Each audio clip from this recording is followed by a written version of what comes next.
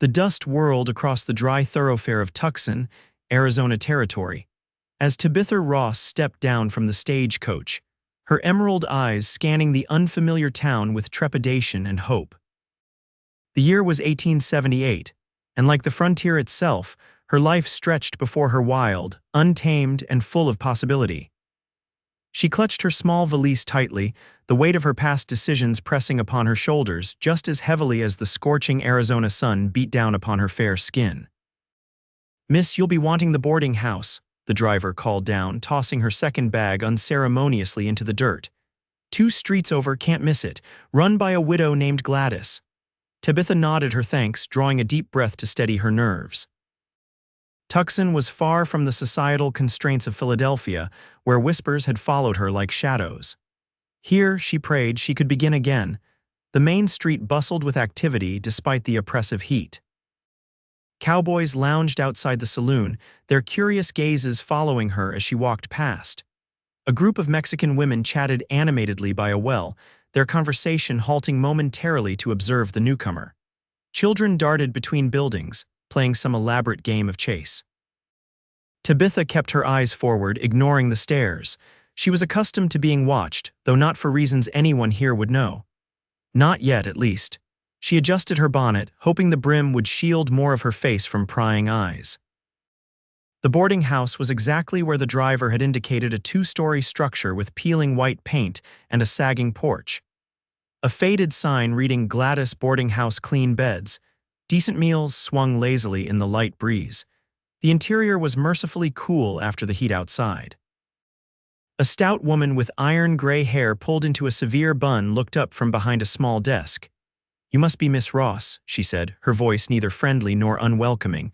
"Got your letter last week. Room's ready." "Thank you, Mrs. Just Gladys will do. Everyone calls me Gladys." She eyed Tabitha critically.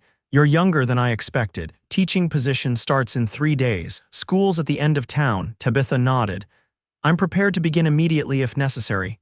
3 days is what was agreed." Gladys pushed a large key across the desk. "Second floor, last door on the right. Meals are at 7, noon, and 6. Miss them and you go hungry until the next one. No gentlemen callers in the rooms, no liquor, no disturbances after 9.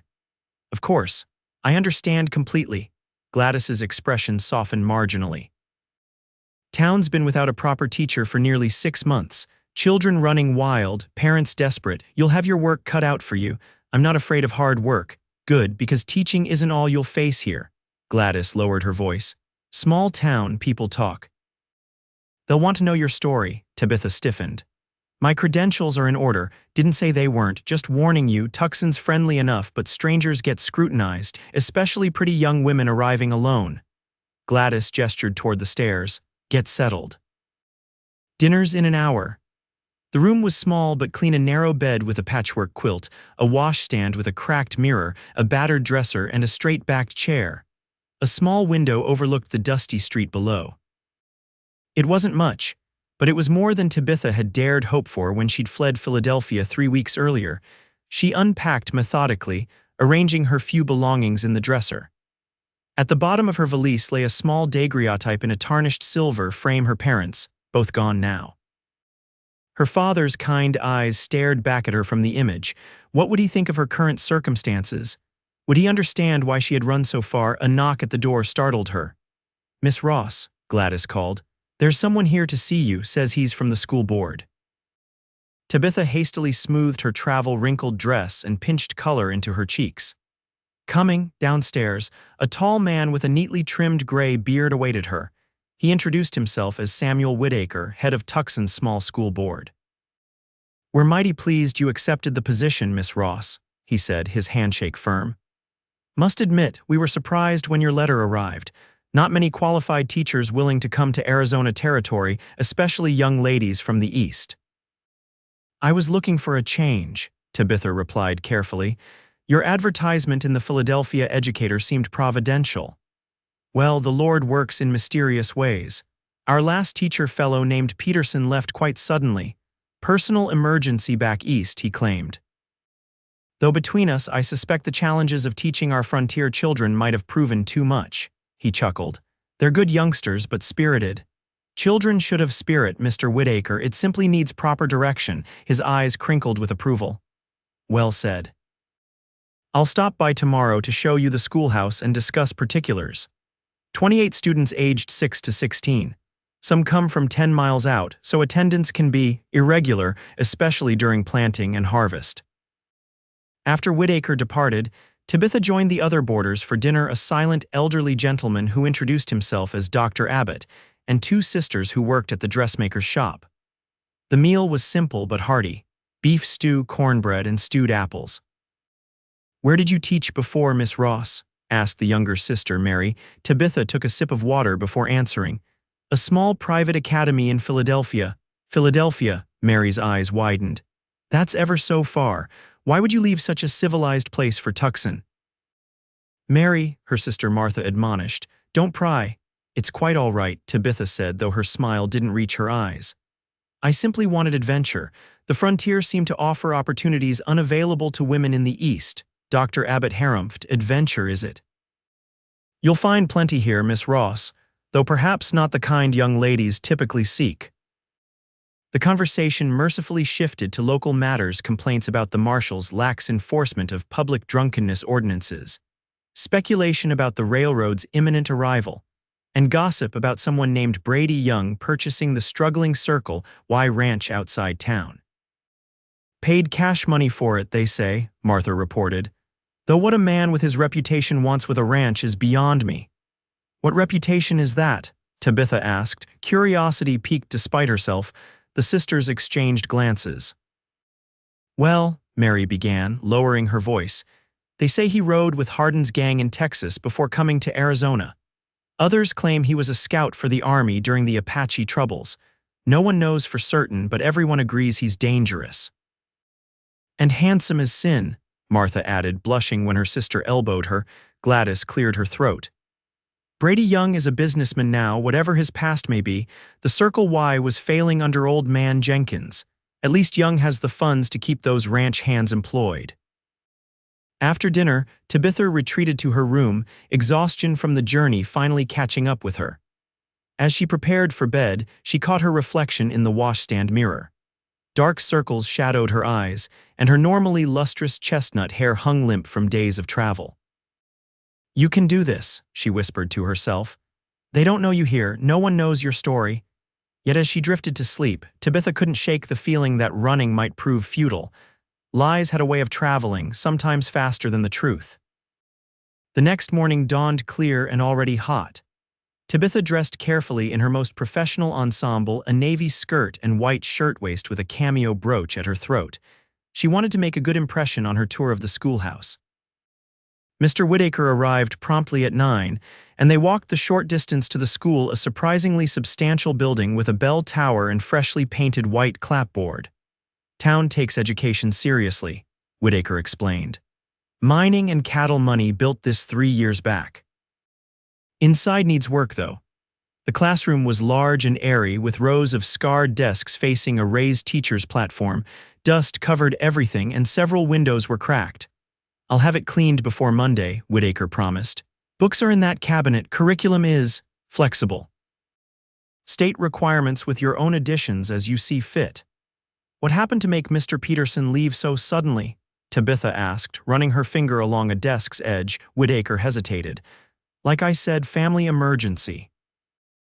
"Mr. Whitaker, if I'm to succeed where my predecessor failed, I need honesty." The older man sighed. Peterson couldn't control the older boys, particularly the ranchers' sons. They saw little value in education and made their opinions known, disruptive, disrespectful. He shook his head.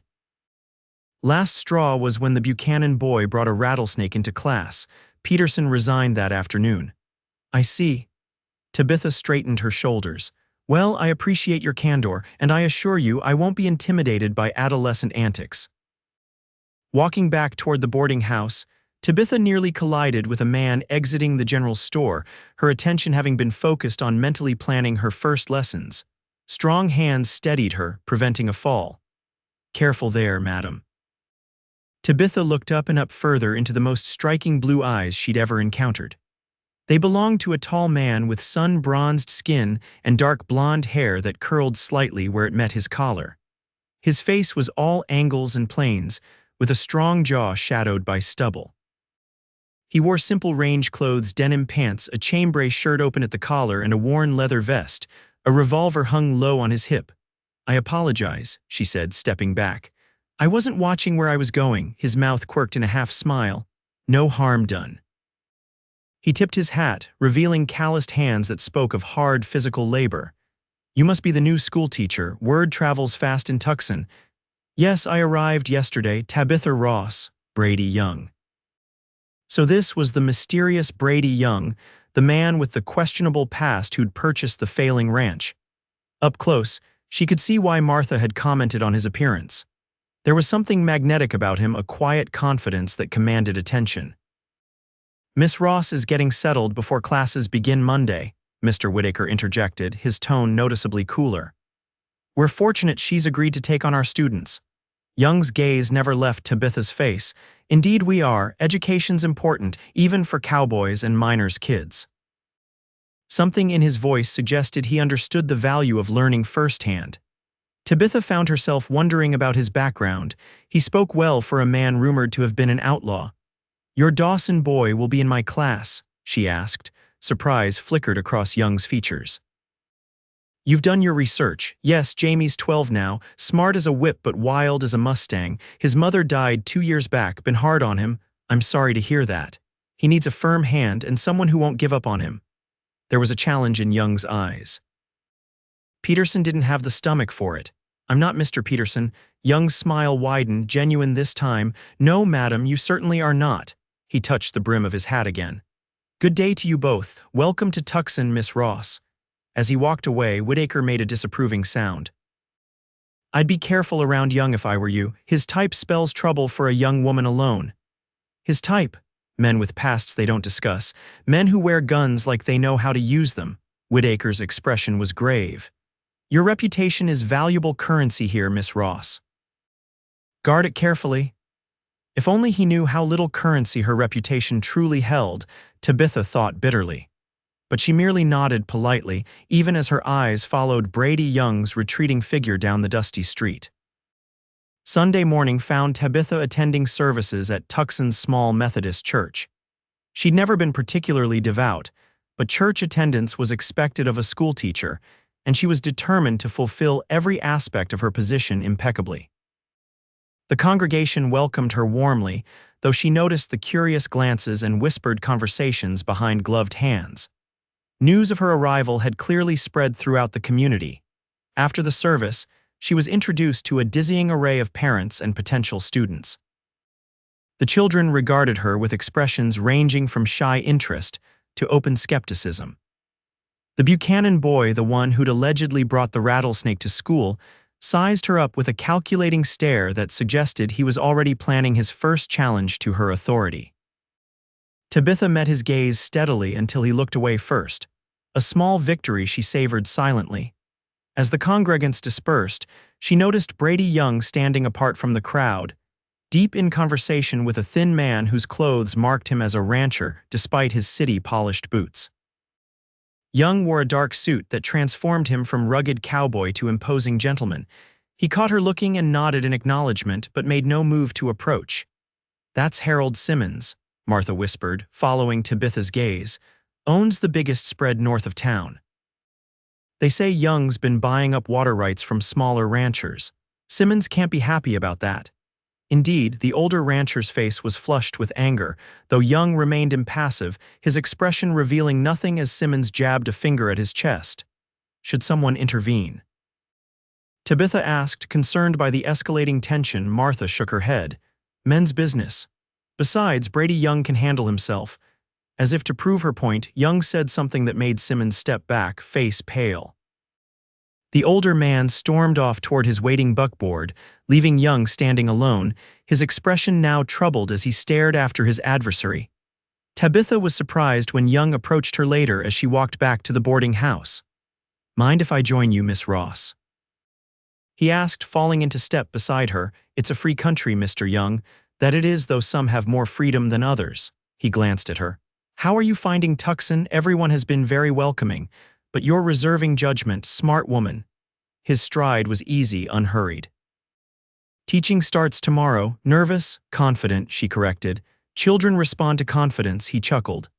And what about rattlesnakes? Heard about that incident, I expect. I did. Fascinating creatures, rattlesnakes. I taught a unit on reptiles at my previous position. Have a particular interest in herpetology myself. Young's eyebrows rose. Is that so? Most women I know would faint at the sight. Then you know the wrong women, Mr. Young, she offered a serene smile.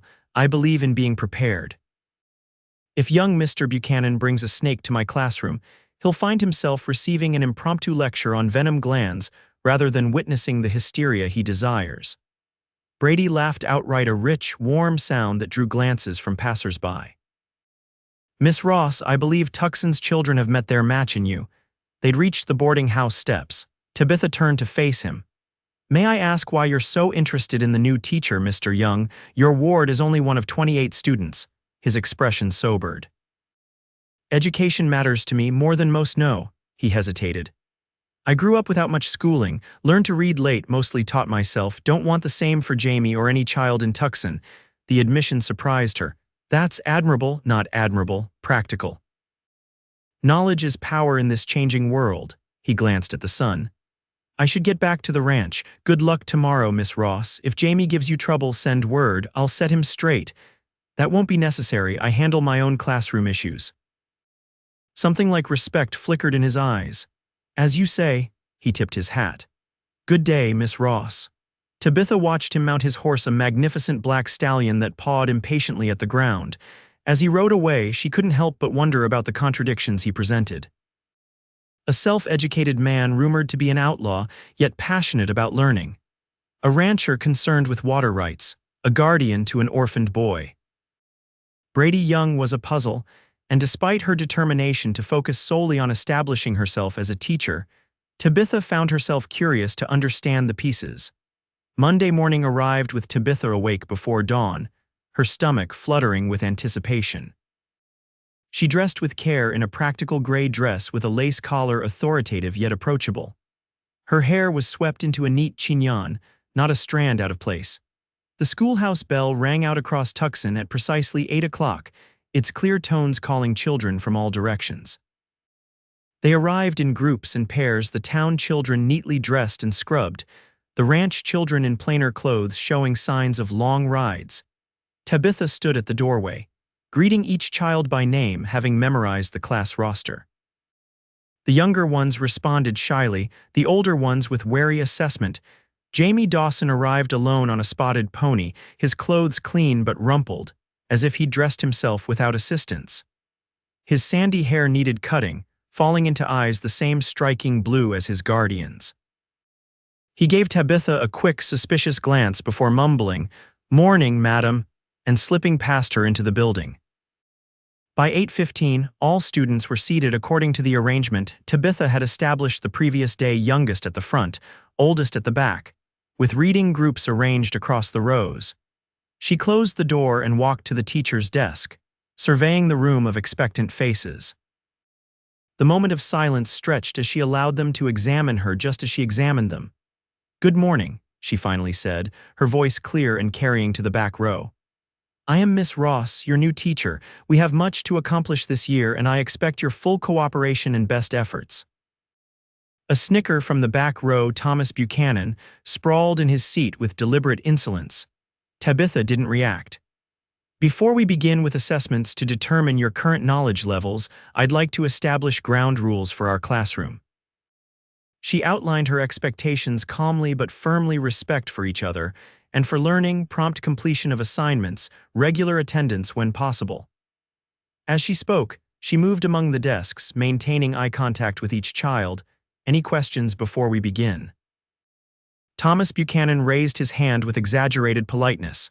"Yes, Mr. Buchanan, madam, Mr. Peterson had a rule against bringing animals to school."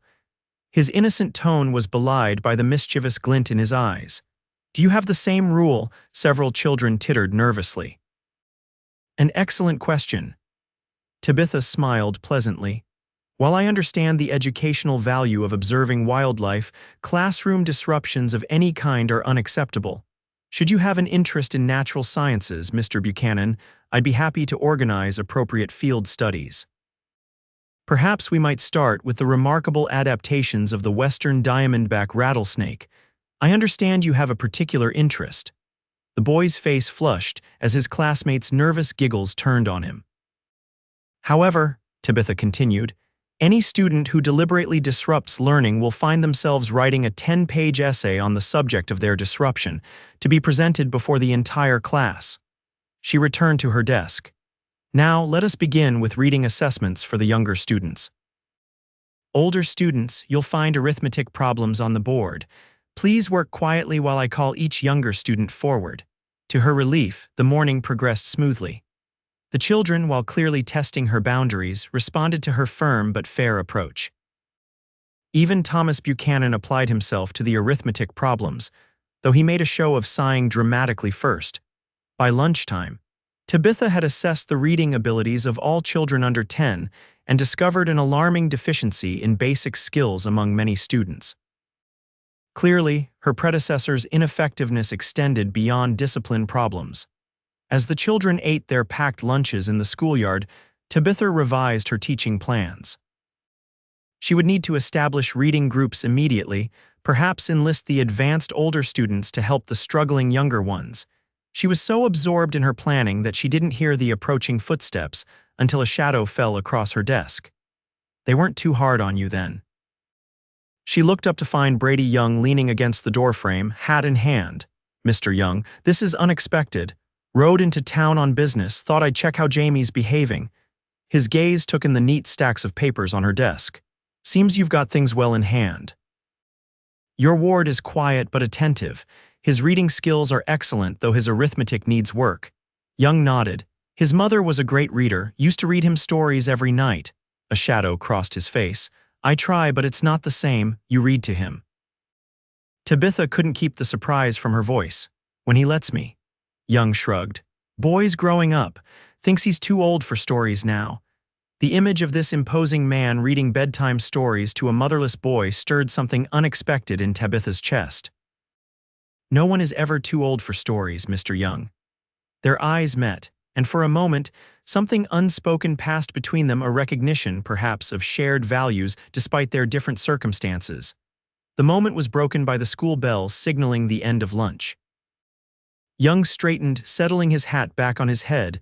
"I'll be on my way. Don't want to undermine your authority by having Jamie think I'm checking up on him."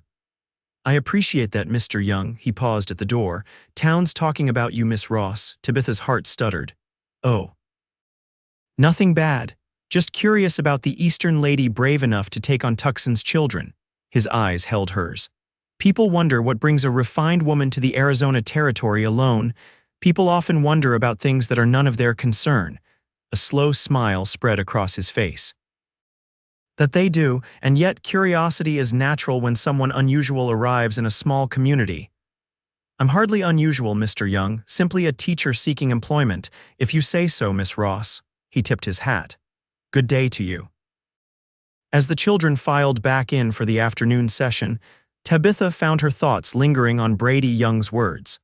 She knew all too well how quickly curiosity could turn to suspicion, and suspicion to condemnation.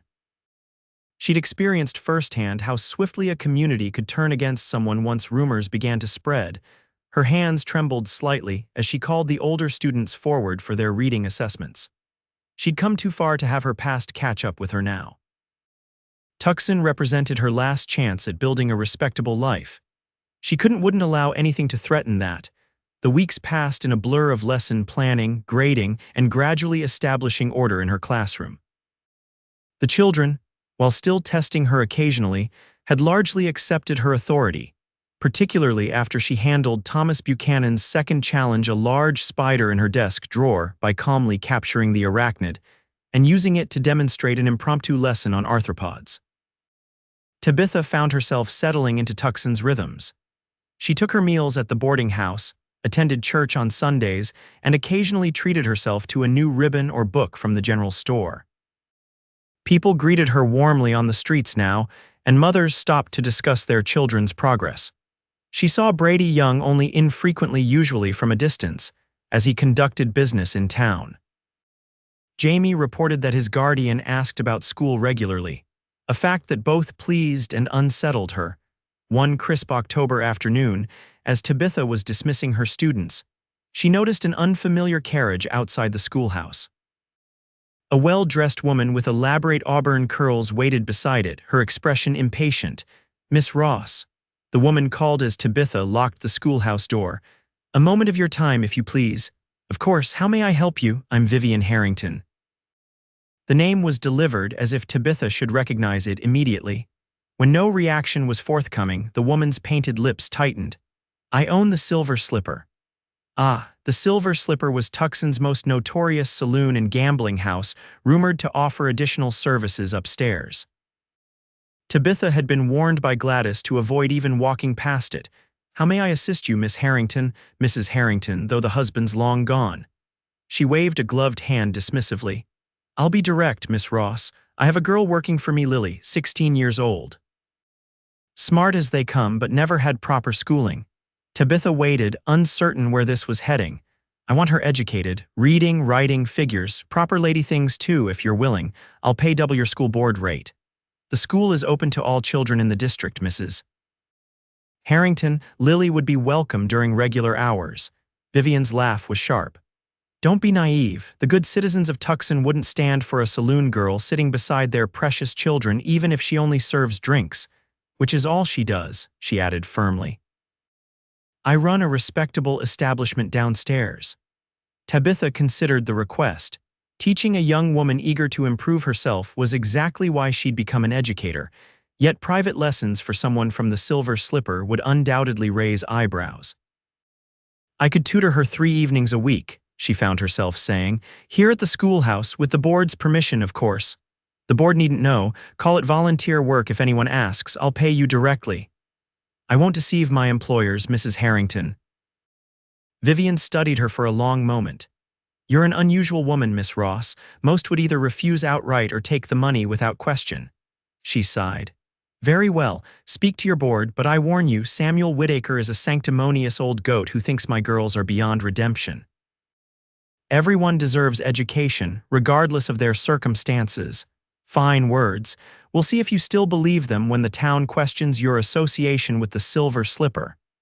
Vivian climbed back into her carriage. "Let me know your decision by week's end." As the carriage pulled away, Tabitha realized she was being watched. Brady Young stood across the street, his expression unreadable as his eyes tracked the departing Vivian Harrington before returning to Tabitha. He crossed to her, boots kicking up small puffs of dust. "Vivian Harrington doesn't often leave her establishment during daylight hours. Must have been important business. She wants me to tutor one of her employees," Tabitha replied, seeing no reason to be evasive. "A young woman named Lily. And will you, with the board's permission, yes. Education should be available to everyone." Young's eyes narrowed slightly. "Noble sentiment, but association with the Silver Slipper could damage your standing in town. I'm aware of the risks. Are you?" He stepped closer, voice lowering. "Tucson can be unforgiving. Respectable women don't associate with saloon girls." "Perhaps respectable isn't as important to me as doing what's right." Something flickered in his eyes, surprise, followed by a deeper emotion she couldn't identify. "You continue to confound expectations, Miss Ross." "I'm simply a teacher who believes in education for all." "No," he said slowly. "You're more than that, though what exactly I haven't figured out yet." The intensity of his gaze made her heart quicken. She was suddenly acutely aware of how alone they were, the schoolyard empty now that the children had departed. "You're a puzzle, Tabitha Ross.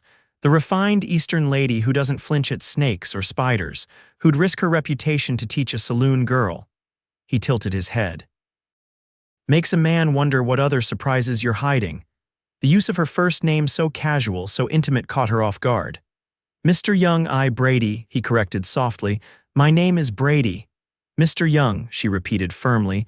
"My personal life is not open for speculation."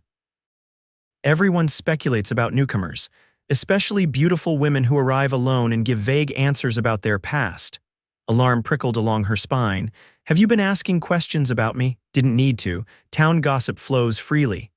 His expression softened. "I'm not trying to make you uncomfortable, Miss Ross, just offering a friendly warning.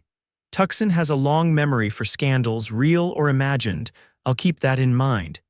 He studied her for another moment, then nodded as if coming to a decision. I'm hosting a harvest gathering at the Circle Y next Saturday. Nothing fancy barbecue, some music. The whole town's invited. He hesitated. Would be pleased if you'd attend. Jamie would too. The invitation caught her by surprise. That's very kind, but just think about it. He touched his hat brim. Good day, Miss Ross. As he walked away, Tabitha felt oddly unsettled. Brady Young saw too much, questioned too deeply. His interest in her was dangerous not because of any impropriety on his part, but because he seemed determined to uncover her secrets. And Tabitha Ross had secrets that could destroy everything she was building in Tucson. The school board meeting regarding Lily's tutoring went exactly as Vivian Harrington had predicted. Samuel Whitaker was vehemently opposed, his face reddening as he pounded the table. Absolutely not. The schoolhouse is for respectable children, not, he sputtered, not women of that profession, Mr. Whitaker, Tabitha said calmly. Lily is 16 years old. She serves drinks at the Silver Slipper but wishes to improve herself through education. Surely that's a goal we should support. Miss Ross, your Eastern sensibilities may be more liberal than ours, but in Tucson, we maintain clear boundaries between respectable society and the denizens of Brewery Avenue. Another board member, George Hollister, cleared his throat. Perhaps a compromise. If the girl truly wants education and Mrs. Harrington is willing to pay for private lessons, couldn't Miss Ross teach her somewhere other than the schoolhouse? Whitaker's face darkened further. And risk Miss Ross's reputation? Absolutely not. With all due respect, Tabitha interjected, my reputation is my concern, not the board's. My contract covers my conduct during school hours. What I do with my free time is my own affair, provided it doesn't involve illegality or immorality. Teaching someone to read hardly qualifies as either. A tense silence fell over the room. Tabitha realized she might have overplayed her hand, but she couldn't back down now. Miss Ross, Whitaker said stiffly, perhaps you don't fully understand your position in this community. A school teacher must be above reproach in all aspects of life. You represent moral guidance to our children. I understand perfectly, Mr. Whitaker, and I believe moral guidance includes demonstrating compassion and the value of education for all. She gathered her papers. Since the board won't permit use of the schoolhouse, I'll arrange another location for Lily's lessons. Good evening, gentlemen.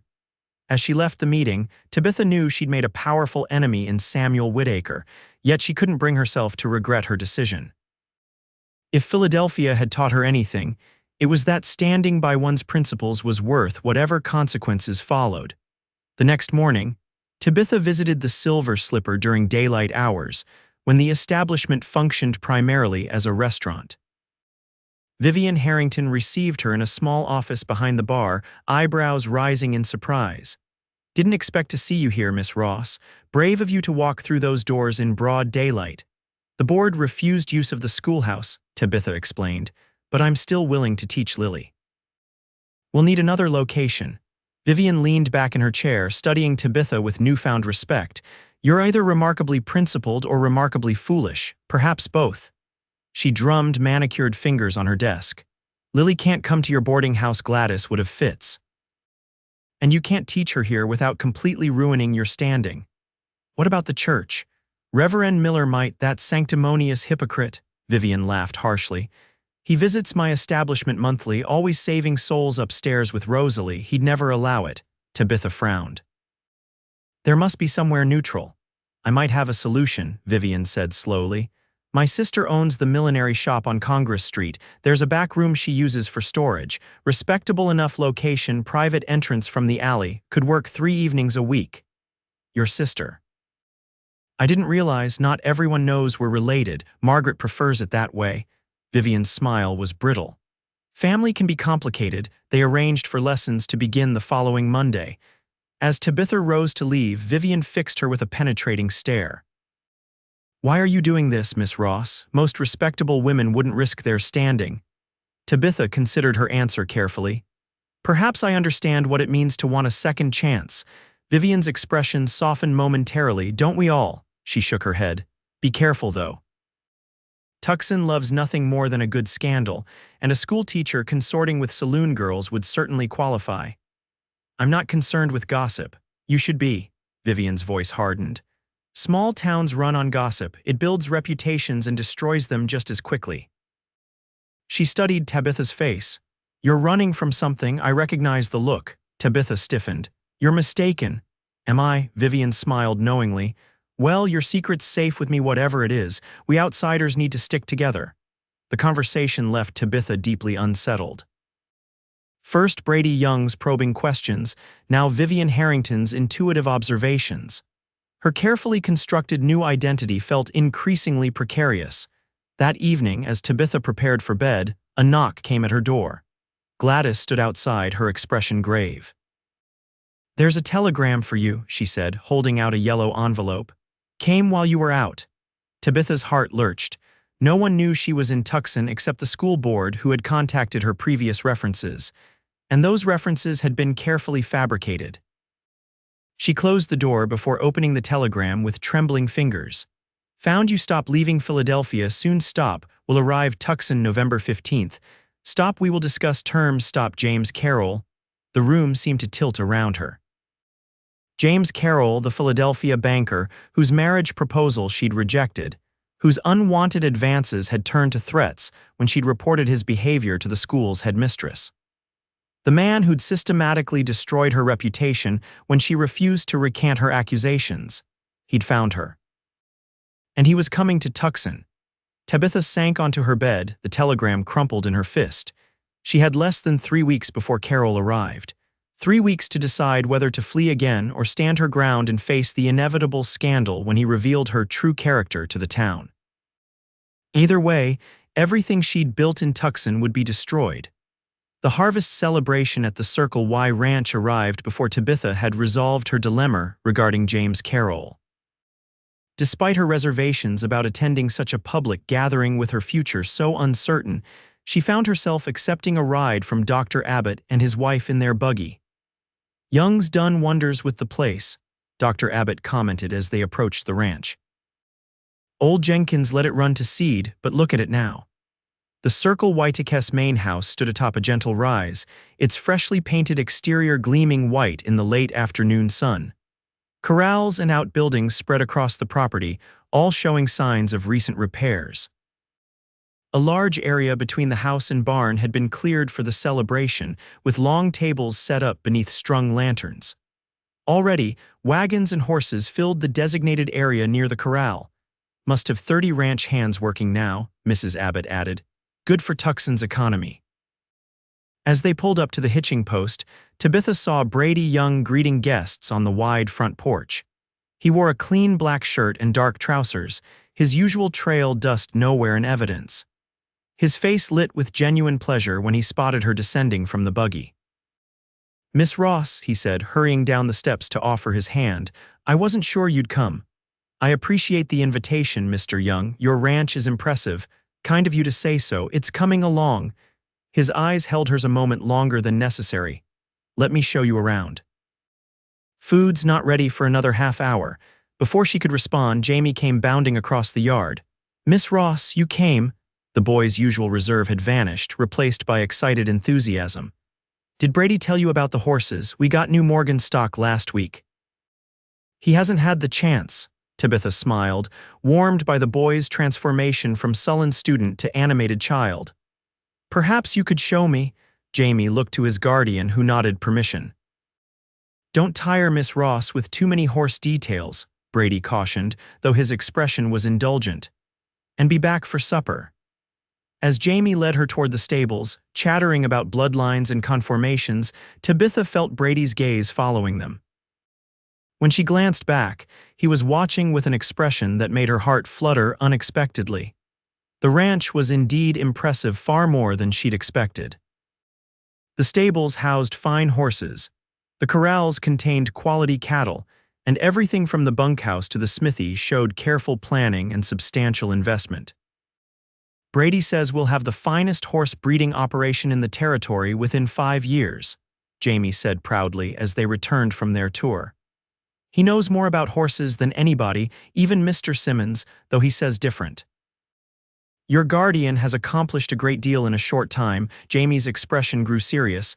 People say things about him, bad things, but they don't know him like I do. What sort of things? Tabitha asked gently. The boy kicked at the dirt. That he was an outlaw, that he killed men. His eyes, so like Brady's, met hers defiantly, but if he did, they deserved it. Brady's a good man. Before Tabitha could respond, the dinner bell rang. Jamie brightened immediately. Come on, cook made 3 whole steers worth of barbecue. The gathering was larger than Tabitha had expected. Nearly 100 people filled the tables and spilled across the ranch yard.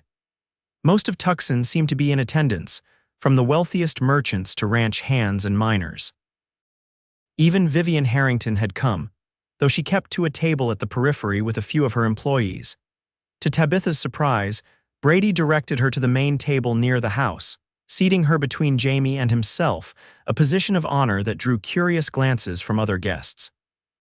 You've caused quite a stir in town, he said quietly as servants brought platters of barbecued beef, beans, and corn bread. Word of your stand for Lily has spread. Mr. Whitaker was displeased. Whitaker's always displeased about something. Brady's shoulder brushed hers as he reached for the bread. But others admire your principles. Tucson needs more people willing to stand up for what's right, even if it's unconventional, especially then. His eyes crinkled. Conventional thinking kept this territory stagnant for too long. Progress requires courage. The conversation flowed easily throughout the meal. Brady proved to be knowledgeable on numerous subjects, from territorial politics to literature. When Tabitha mentioned her fondness for Dickens, he surprised her by quoting passages from Great Expectations from memory. Not what you expected from a rancher, he asked, noting her expression. I try not to have expectations about people, Mr. Young. They're invariably wrong in some way. Wise philosophy. He refilled her lemonade glass. Though I admit to having certain expectations about you when you first arrived. Oh, I expected another timid Easterner who'd flee at the first hardship. Instead, I found a woman with more backbone than most men I know. His voice lowered. A woman with secrets in her eyes. Tabitha stiffened. Everyone has private matters. True, but not everyone carries them like armor. His hand covered hers briefly. Whatever you're running from, Tabitha, you're safe here. The unexpected kindness in his voice nearly undid her. For a moment, she almost confided in him, almost told him about James Carroll, about the lies that had driven her from Philadelphia, about her fear that it would all happen again.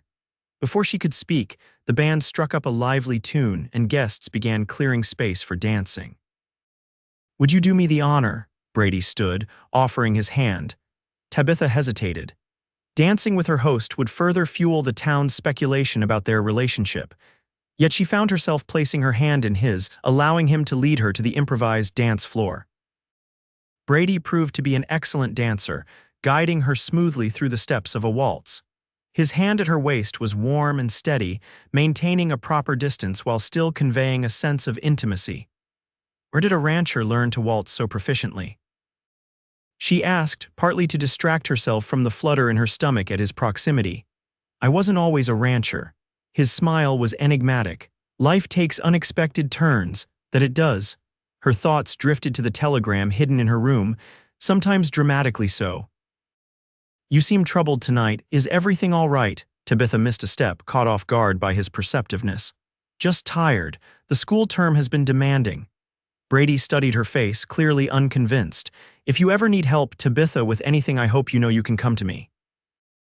The genuine concern in his voice made her chest ache with longing for what could never be.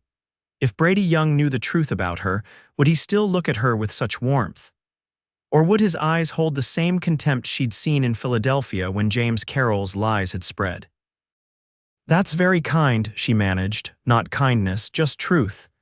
The music ended and he released her reluctantly. Thank you for the dance, Miss Ross. As the evening progressed, Tabitha found herself watching Brady as he moved among his guests, joking with ranch hands, discussing business with merchants, ensuring everyone's comfort with natural hospitality. Whatever his past might have been, he'd clearly earned the respect of most in Tucson. When it came time to leave, Brady insisted on driving her back to town himself. The Abbotts left an hour ago, he explained, and I need to deliver some supplies to the general store tomorrow morning anyway. The night air was cool as they traveled the road to town, the stars brilliant overhead. Tabitha wrapped the blanket Brady had provided more tightly around her shoulders. "Did you enjoy the evening?" he asked, his profile strong in the moonlight as he guided the horses. "Very much. Your ranch is impressive and Jamie seems to be thriving there. He's a good boy." "Lost too much too young," Brady's voice softened.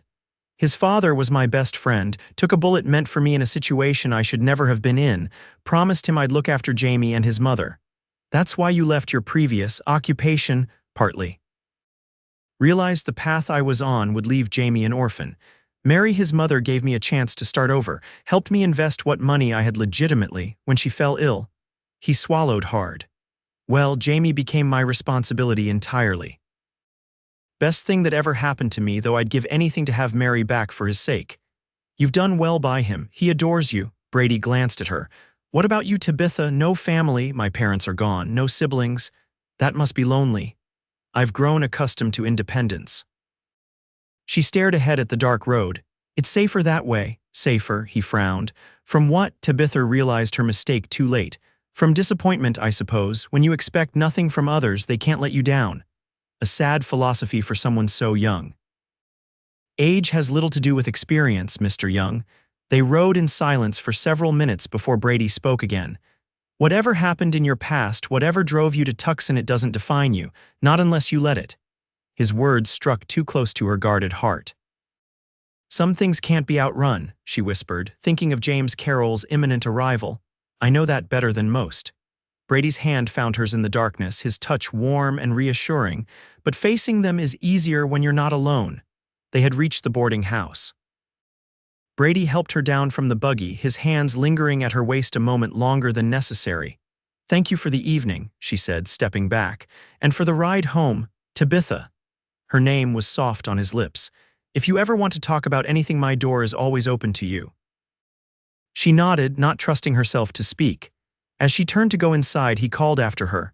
"Sunday dinner at the ranch, just family, me and Jamie. We'd be honored if you'd join us." Family, such a simple word, yet it evoked a longing so profound it almost took her breath away. "I'd like that," she found herself saying. "Thank you."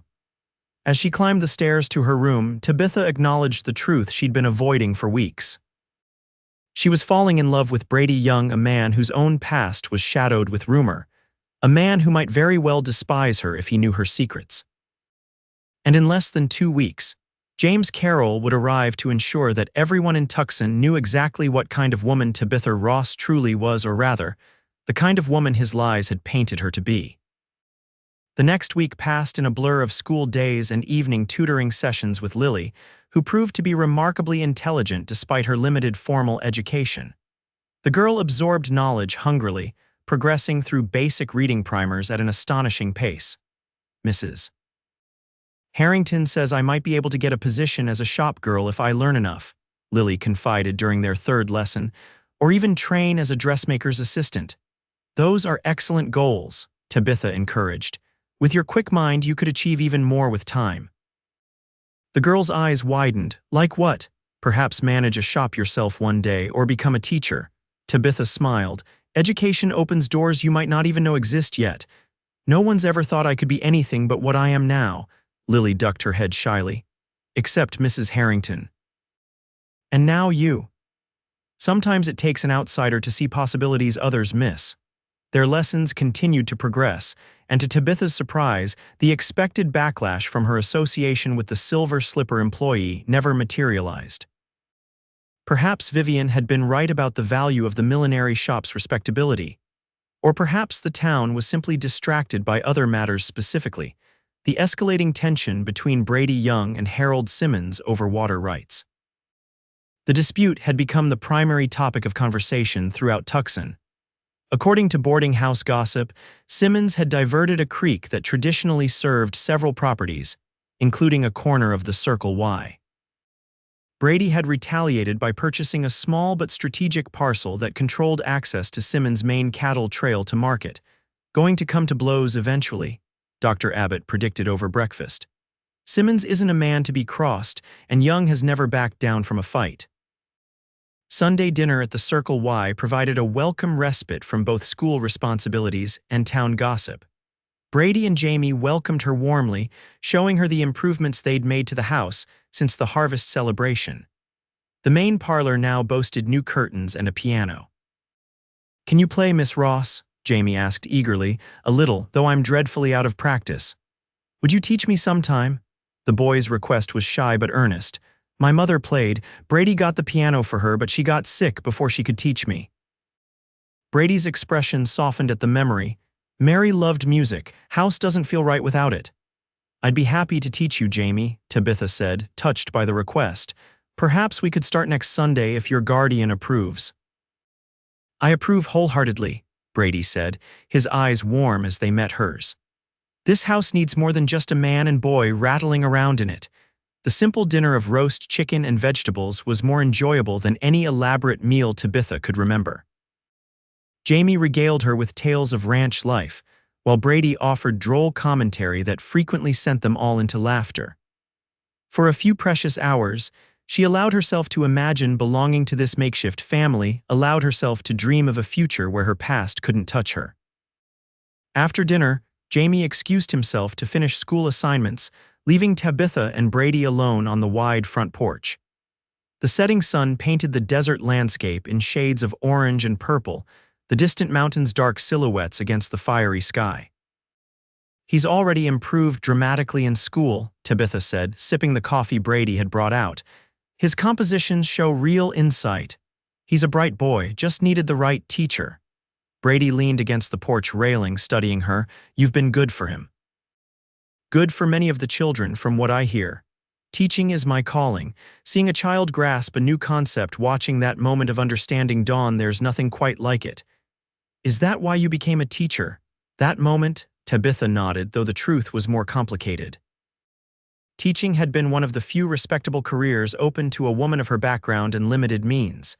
Yet she'd grown to love it deeply, finding purpose in shaping young minds. "What about you?" she asked. "Was ranching always your dream?" Brady's laugh held little humor.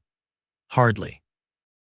Grew up poor in Texas. Father was a drunk who abandoned us when I was 8. Mother worked herself to death by the time I was 12. His gaze turned distant. "Had few options then, took some that I'm not proud of now. The rumors about your past." Tabitha hesitated, "Are partly true."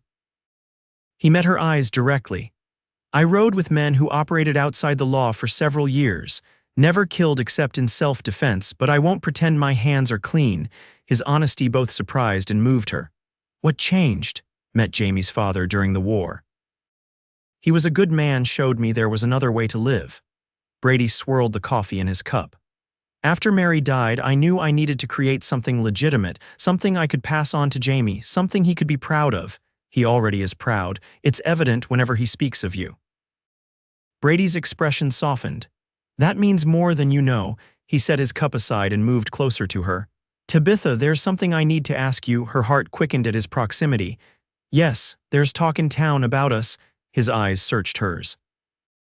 "People have noticed my interest in you isn't merely that of a concerned guardian."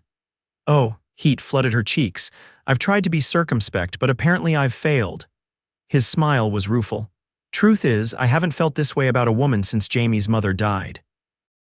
"Actually, I'm not sure I've ever felt quite this way." Tabitha's breath caught. "Mr. Young, Brady, you don't need to answer now, just wanted you to know where I stand." He took her hand gently. "I care for you, Tabitha Ross. Care more than is probably wise given how little I truly know about you." The tenderness in his voice nearly broke her resolve.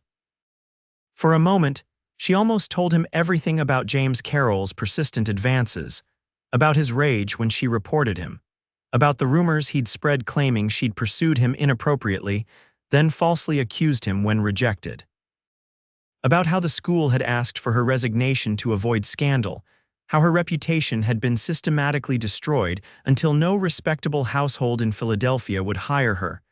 But fear kept her silent. If Brady knew, would he still look at her with such warmth? Or would doubt creep in, as it had with others who'd initially believed her? "I'm honored," she managed. "Truly, but there are complications in my past that make any attachment unwise at present. We all have complications, Tabitha." His hand tightened on hers. "Mine are considerable, as I've just admitted. Whatever yours are, they don't change how I feel about the woman I've come to know here in Tucson." A tear slipped down her cheek before she could stop it. "You don't understand. When you know the truth, then tell me now, whatever it is." The moment stretched between them, filled with possibility and peril. Tabitha opened her mouth to confess everything, but the words stuck in her throat. She couldn't bear to see the warmth in his eyes turn cold. "I can't," she whispered. "Not yet." Brady studied her face, disappointment evident in his expression, though his voice remained gentle. "When you're ready, I'll listen, without judgment." He escorted her back to town shortly thereafter, the ride passing in companionable silence despite the unresolved tension between them. At the boarding house, he helped her down from the buggy with careful courtesy.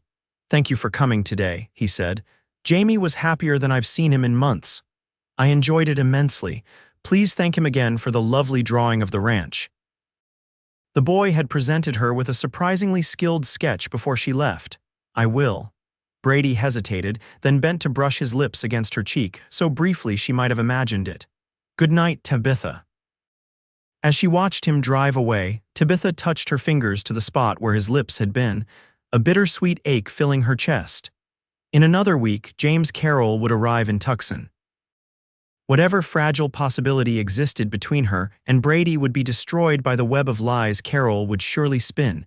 She climbed the stairs to her room, resolve hardening with each step. She would not run this time. She would face Carroll and defend her reputation, whatever the cost. Tucson had become home in a way Philadelphia never had, and Brady Young had awakened feelings she'd thought permanently deadened by her previous ordeal. This time, she would stand and fight for what mattered. November 15th dawned clear and cold. Tabitha dressed with particular care, selecting her most severe and professional attire, a high-necked navy dress with minimal adornment. Her hands shook slightly as she pinned her hair in a tight chignon, but her expression in the mirror was resolute. Today was the day James Carroll had said he would arrive. Whether he would come directly to the school or seek her out elsewhere remained to be seen, but Tabitha was determined to face him with dignity intact. The school day passed in a haze of anxious anticipation. Every time the classroom door opened when Dr. Abbott came to give his monthly health lecture. When a mother arrived early to collect a sick child, Tabitha's heart lurched painfully, only to settle back into its nervous rhythm when Carroll failed to appear. By dismissal time, her nerves were stretched to breaking point. As the children filed out, Thomas Buchanan paused at her desk. "You feeling all right, Miss Ross? You look kinda peaked today." The boy's unexpected concern touched her. "I'm fine, Thomas, just a slight headache," he nodded solemnly. "My ma uses willow bark tea for headaches. Works real good." "That's excellent advice, thank you." After the last student departed, Tabitha remained at her desk, reluctant to leave the schoolhouse where she felt most confident and in control. Eventually, hunger and the approaching twilight drove her outside. The streets of Tucson were quieter than usual, the November chill keeping many indoors. Tabitha walked briskly, eyes darting to each unfamiliar face with apprehension. She reached the boarding house without incident. Perhaps Carroll had been delayed, perhaps his telegram had been a bluff intended only to frighten her. "Miss Ross," Gladys called as she entered. "There's a gentleman waiting for you in the parlor, says he's an old acquaintance from Philadelphia." Tabitha's stomach dropped. "Thank you, Gladys. I'll see him now." The boarding house parlor was a simple room with worn but clean furniture. James Carroll stood by the window, his back to her as she entered. He turned at the sound of the door, and Tabitha's breath caught at the familiar sight of his handsome face and cold eyes. "Tabitha," he said, his voice as smooth and cultured as she remembered. "How charming to see you again." She remained near the door, maintaining distance between them. "Mr. Carroll, what brings you to Tucson?" His laugh held no warmth. "Come now, my dear, let's dispense with pretense. You know exactly why I'm here. I'm afraid I don't. You humiliated me in Philadelphia, cost me a promotion at the bank when your ridiculous accusations reached the board's ears." His smile thinned. "I've spent months tracking you down, quite the elaborate trail you created." "I made no accusations that weren't true, Mr. Carroll. You were inappropriate and refused to accept rejection." He waved a dismissive hand. "Ancient history. I'm not here to rehash the past. I'm here to discuss our future." "We have no future." "Oh, but we do." Carroll moved toward her and Tabitha fought the urge to retreat. You see, I've had time to reconsider my position. You're still an attractive woman, Tabitha, still young enough to be a suitable wife. Revulsion washed over her. I refused your proposal in Philadelphia. Nothing has changed. Everything has changed. His voice hardened. I've spoken with several prominent citizens since arriving this morning. They think quite highly of their new schoolteacher. Imagine their shock when they learn about the scandals you left behind. More of your lies, perhaps. But lies believed become truth, do they not? Carol's smile was triumphant. Your position here is precarious. A woman alone, far from home, with a questionable past. Who would believe your denials over the word of a respected banker? What do you want, James? Tabitha asked, though she already knew the answer. What I've always wanted, you as my wife. I'm prepared to be magnanimous to tell everyone that the Philadelphia unpleasantness was merely a misunderstanding. Your reputation would remain intact. And if I refuse, his expression hardened. Then by this time tomorrow, everyone in Tucson will know exactly what kind of woman you really are. I've already had a pleasant conversation with a Mr. Whittaker, who seemed most interested in your background. Cold dread settled in Tabitha's stomach. Samuel Whittaker already disapproved of her. With Carol's poisonous insinuations, he would demand her immediate dismissal. You're despicable, she whispered. I'm practical. Carol checked his pocket watch. I'll give you until tomorrow morning to consider my offer. I've taken a room at the Grand Hotel. You can provide your answer there at 9 o'clock. He moved past her toward the door. Choose wisely, Tabitha. Your future in Tucson depends on it. After he left, Tabitha sank onto the nearest chair, trembling with a combination of rage and despair. James Carroll hadn't changed, still manipulative, still willing to destroy her rather than accept rejection. But she had changed. The woman who had fled Philadelphia in disgrace was not the same woman who now taught Tucson's children and tutored a saloon girl seeking a better life. That woman had been alone and friendless. This woman had allies, people who knew her character through her actions, not through malicious gossip. With sudden clarity, Tabitha knew she couldn't face this alone. There was only one person in Tucson with both the influence and the understanding to help her, someone who had openly admitted his own complicated past. Brady Young. The ride to the Circle Y in the borrowed buggy seemed interminable. Night had fallen, and the road was barely visible in the weak moonlight. Tabitha's hands were steady on the reins now, determination having replaced her earlier panic. When she finally reached the ranch, lights still burned in the main house despite the late hour. A ranch hand approached as she drew up to the hitching post. Evening, Miss Ross. Everything all right? I need to speak with Mr. Young urgently. Is he available? The man nodded. In his study, I'll tell him you're here. Brady appeared on the porch moments later, concern evident on his face as he hurried down the steps to help her from the buggy. Tabitha, what's happened? Are you hurt? I'm not hurt, but I am in trouble. She met his gaze directly. You said if I ever needed help, I could come to you. I need that help now, Brady. Without hesitation, he took her arm. Come inside. The study was a comfortable room lined with bookshelves and dominated by a large desk covered in papers. A fire burned in the stone hearth, warding off the November chill. Brady guided Tabitha to a leather chair near the warmth, then poured 2 glasses of whiskey from a crystal decanter. Drink this, he said, pressing one into her hands. Then tell me everything. And so she did. The words poured out of her the whole sordid story of James Carroll's pursuit, his rage at rejection, the false accusations of impropriety he'd spread when she reported his behavior. She described how quickly former friends and colleagues had turned against her, how even those who initially believed her began to doubt as Carroll's lies spread. I had no choice but to leave, she concluded. My reputation was destroyed. No school would hire me. I created false references to secure the position here, hoping to start fresh where no one knew me. Brady had listened without interruption, his expression growing increasingly grim. Now he leaned forward. And this man is here in Tucson, threatening you. He arrived today. He's demanding I marry him or he'll spread the same lies here. Tabitha's hands tightened around the glass. He's already spoken to Samuel Whittaker. Brady's curse was soft but vehement. Whittaker's a fool, but he has influence. If he turns against you publicly, I'll lose my position. The children will lose another teacher. Tears threatened, but Tabitha blinked them back fiercely. I won't give in to Carol's demands, but I don't know how to fight him. His lies destroyed me once already. They won't this time. Brady's voice held absolute certainty. Because this time you're not alone. What can we do? It's his word against mine. In Philadelphia, perhaps, but in Tucson, reputations aren't built on words alone. Brady's eyes held hers.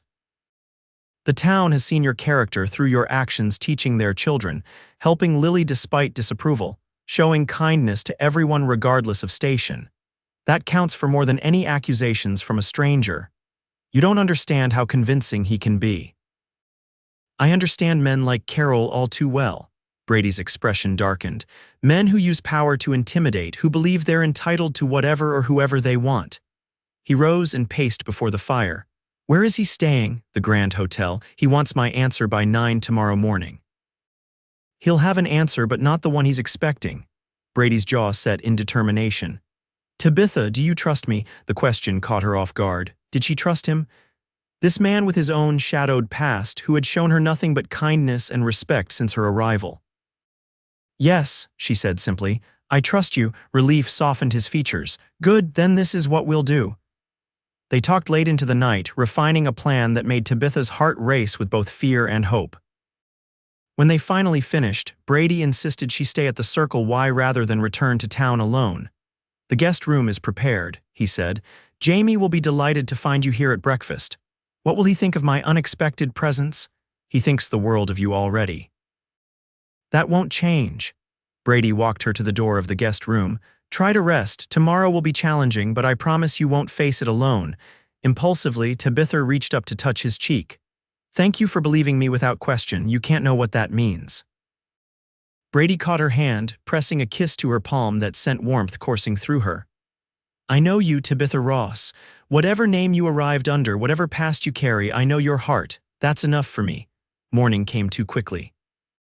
Breakfast with Jamie was a bright spot in the tension of preparation. The boy's unaffected delight at finding his teacher at the breakfast table momentarily lightening Tabitha's apprehension. At 8:30, they set out for town, Brady driving, Tabitha beside him, with 3 ranch hands following on horseback.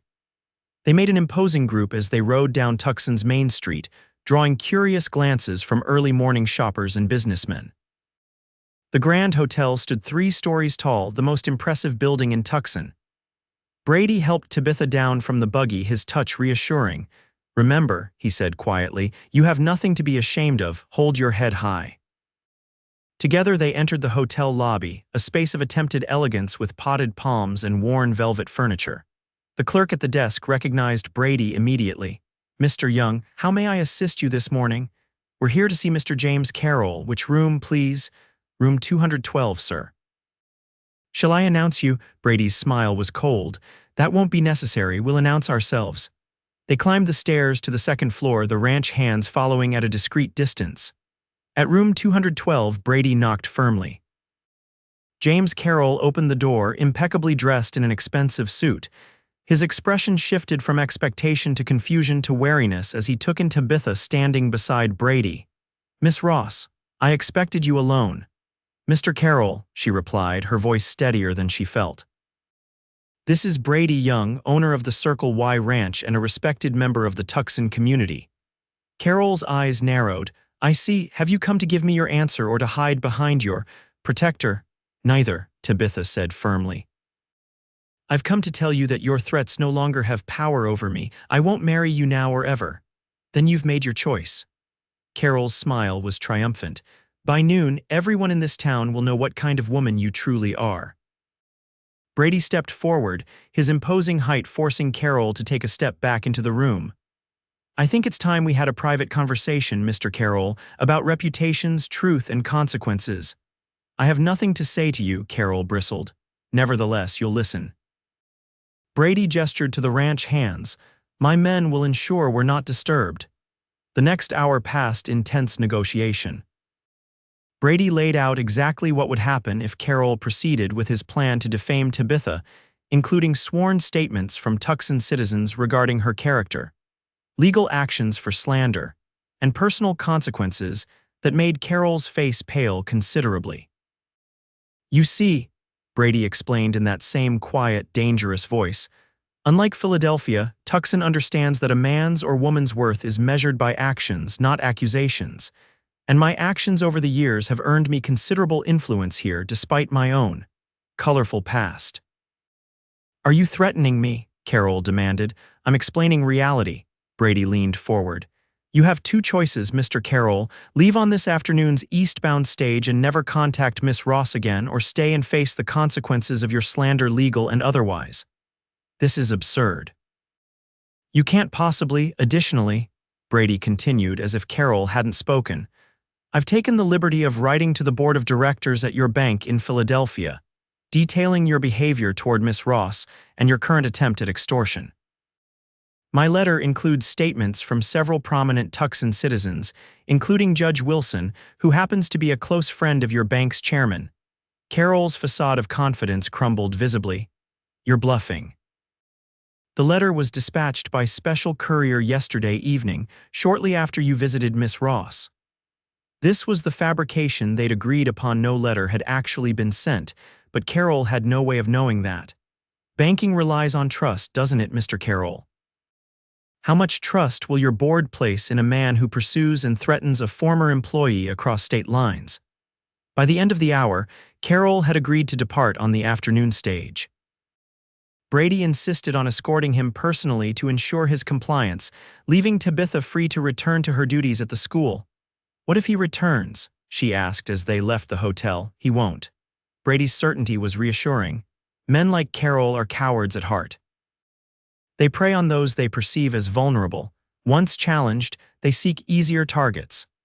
The remainder of the school day passed in a blur of routine that felt surreal after the morning's confrontation. When Tabitha dismissed the children, she was surprised to find Brady waiting outside. He's gone, he confirmed before she could ask. Watched the stage pull out myself, relief washed over her. I can hardly believe it's over. Not entirely. Brady's expression was serious. We need to speak with Samuel Whitaker immediately. Whatever Carol told him needs to be addressed before rumors spread. Their meeting with Whitaker was tense, but ultimately successful. The board chairman was initially skeptical of Tabitha's account, but grew increasingly disturbed as Brady provided details that supported her story, including the testimony of prominent citizens willing to vouch for her character. I suppose a man's word isn't always to be taken at face value, Whitaker conceded grudgingly. Though I must express my disappointment that you weren't forthcoming about your situation from the beginning, Miss Ross. Would you have hired me if I had been? Tabitha asked quietly. The older man's silence was answer enough. The children of Tucson have benefited immensely from Miss Ross's teaching, Brady said firmly. That's what matters now, Whitaker sighed. I suppose you're right. Very well, Miss Ross. Your position is secure, provided there are no further incidents. They left the board chairman's office as the sun was setting, casting long shadows across Tucson's Main Street. Tabitha felt lighter than she had in months. The weight of constant fear finally lifted from her shoulders. I don't know how to thank you, she said as they walked toward the boarding house. What you did today was nothing more than you deserved. Brady stopped, turning to face her. Tabitha, there's something I need to say now that this shadow is no longer hanging over you. Her heart quickened at his serious expression. Yes, I meant what I told you at the ranch. I care for you deeply. His eyes held hers. More than that, I love you. Your courage, your intelligence, your compassion, everything about you. The declaration left her momentarily speechless. I know it's sudden, he continued, misinterpreting her silence. And I understand if you need time. After everything you've been through, Tabitha cut him off by placing her fingers gently against his lips. It's not sudden, Brady, not to me. She took a deep breath. I've been falling in love with you since that first day outside the general store. I just never dared hope for a future where my past couldn't hurt us. The joy that spread across his face warmed her to her core. Brady drew her closer, unconcerned with the curious glances from passers-by. Tabitha Ross, he said softly, I don't care what names others have called you or what lies they've spread about you. I know who you truly are. And who is that? She whispered. His smile was tender as he brushed a strand of hair from her face. A woman of courage and integrity. A remarkable teacher, a friend to those in need. His voice lowered. The woman I love, Then, heedless of their public location, Brady bent to press his lips against hers in a kiss that held both gentle reverence and passionate promise. Tabitha responded without hesitation, her arms twining around his neck as she returned the kiss with equal fervor. When they finally drew apart, breathless and smiling, Brady rested his forehead against hers. "They spread lies about your name," he murmured, "so let me call it holy instead." The words brought tears to her eyes. "Brady, marry me, Tabitha, let me spend my life honoring your true name, your true self." Her heart soared with a joy she'd never expected to feel again. "Yes," she whispered. "Yes, I'll marry you." Their wedding took place the following spring, when wildflowers carpeted the desert surrounding Tucson. The ceremony was held at the Circle Y Ranch, with nearly the entire town in attendance. Jamie stood proudly as Brady's best man, beaming with delight at officially gaining Tabitha as family. To everyone's surprise, Lily from the Silver Slipper sang at the ceremony, her clear, beautiful voice filling the air as Tabitha walked toward Brady. Under Tabitha's tutelage, the girl had progressed remarkably, recently securing a position as assistant at the dressmaker's shop while continuing her education. Samuel Whitaker had reluctantly given Tabitha permission to finish the school year, though he made it clear that married women were not typically retained as teachers. Undeterred, she and Brady had already begun plans for a small school on Circle Y property for ranch children and others who lived too far from town for regular attendance. As they exchanged vows beneath a flower-draped arbor, Tabitha felt the final shadows of her past fade away. The lies James Carroll had spread no longer had power over her. Here, surrounded by people who knew her true character, she had found not only acceptance but love. "I, Brady, take you, Tabitha," his voice rang out strong and clear, "to be my wife, to honor and cherish, to protect and support from this day forward." When he slipped the simple gold band onto her finger, she saw that it was inscribed inside with a single word: holy. 5 years later, the Circle Y had become the most prosperous ranch in the territory, known for both its fine horses and innovative water management that helped neighboring ranches survive even the driest seasons. The small school Tabitha had established now served 25 children from surrounding properties, with a waiting list of families hoping to send their children when space permitted. Jamie, now 17, had grown into a thoughtful young man who combined Brady's strength with Tabitha's love of learning. He managed portions of the ranch operations while continuing his education through correspondence courses from an Eastern college. On a warm September evening, Tabitha sat on the wide porch of their expanded home, watching their twin 3-year-old daughters Mary and Elizabeth chase fireflies in the gathering dusk.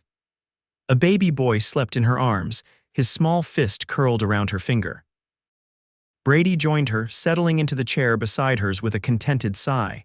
"Children finally wore themselves out. The girls are still full of energy, as you can see, but Thomas finally succumbed to sleep." She smiled down at their 6-month-old son. He fought it valiantly.